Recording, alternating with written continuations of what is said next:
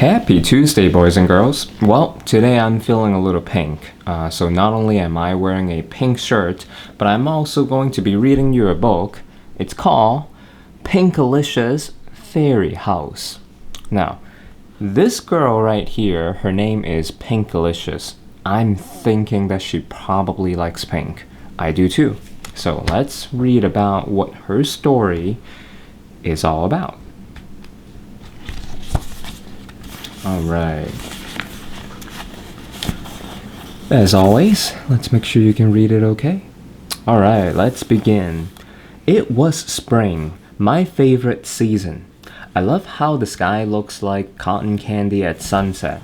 Have you ever had cotton candy? They're really fluffy and really yummy. Every spring, our garden comes alive with blossoms of every color. I know why our garden is so beautiful. It's because of the fairies. Fairies come to our yard and sprinkle fairy dust to make the plants grow. I have never seen them, but I know that they are real. And I can see sparkles outside my window. So Pinkalicious believes that it is the fairies that make all the garden flowers grow the way they do. That's what she believes. This spring, I had a plan. I would see the fairies. Pinkalicious, what are you doing? Asked Peter as I collected twigs and leaves. I am making a house for the fairies to live in. Then they can live in our garden and we will be able to see them, I said. Is that going to be a big house? And then, I want to see them too. Let me help, said Peter. He brought out his shell collection. Let's build a house here in the garden, I said. Fairies are sure to come this way. Piece by piece, we built a little house. I wove buttercups around the door. Peter made a pathway with his shells. So they are really making sure they make a beautiful house. Soon we had a cozy home for the fairies. I couldn't wait for them to come. Every day I watched the house from my swing. See? That's the house. Looks pretty cool.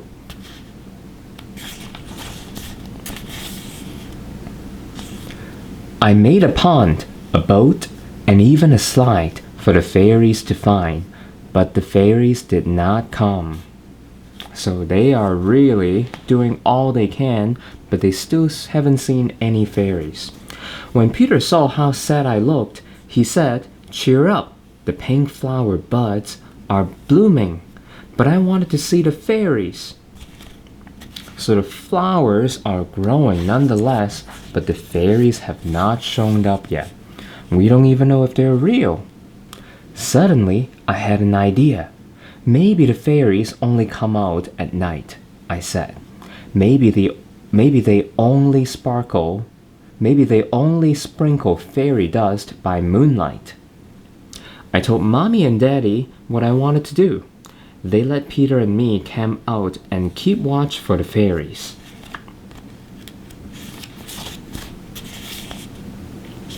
That evening, Peter and I spread out our sleeping bags. I left the fairies a sweet snack of honeysuckle and berries. "Do you think they will come?" asked Peter. "Yes," I said, and added in a whisper, "I really, really hope so." So she really does not know for sure, but she is really hoping that the fairies would show up at night. We told each other stories until Peter fell asleep. As the night got darker, I heard crickets and owls, but not a single fairy. Once I thought I heard some soft, gentle humming. It was just Peter. He was snoring. Sometimes people do that when they get really tired. I did everything I could to stay awake. I looked up at the moon. I counted the stars. I didn't want to miss the fairies. But as I counted the stars, my eyelids got heavy. I couldn't help it. I drifted off to sleep. So eventually, even Pinkalicious is way too tired to stay awake. And sleep is actually very good for you. The next thing I knew, I heard a bird singing. I opened my eyes. It was dawn. I heard hushed voices in the garden. Mommy and Daddy were looking at something together. How beautiful, they said.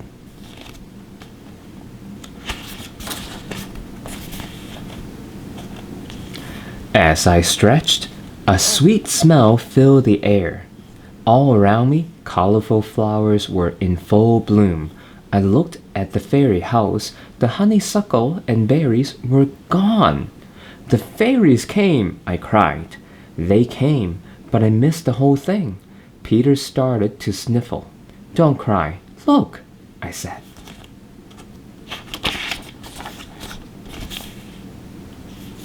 Up in the air, I could see glimmers of light shooting across the early morning sky.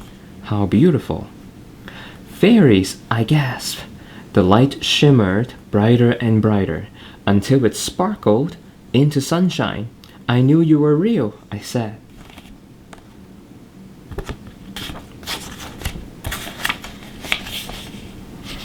My family and I watched the sun come up. Thank you, fairies, I whispered. Wherever they were, I knew they could hear me. And that is the end of the story. So, did Pinkalicious really have any fairies visiting her fairy house? The short answer is we don't know. Now, we know that fairies don't actually exist, but that said, it's still really fun and really nice for them to make a house for the fairies and really have it decorated and decked out. They even put out honeysuckles and berries. Now, for all we know, maybe it's a bunny who ate it. We don't really know. It's just a story. But I think the fact that they're having so much fun with what they believe in and what they wanted to do for the fairies is really a fun thing. So I hope you enjoyed today's book, and come back tomorrow and I'll have a different book for you. Happy Tuesday again, and I'll see you tomorrow. Bye!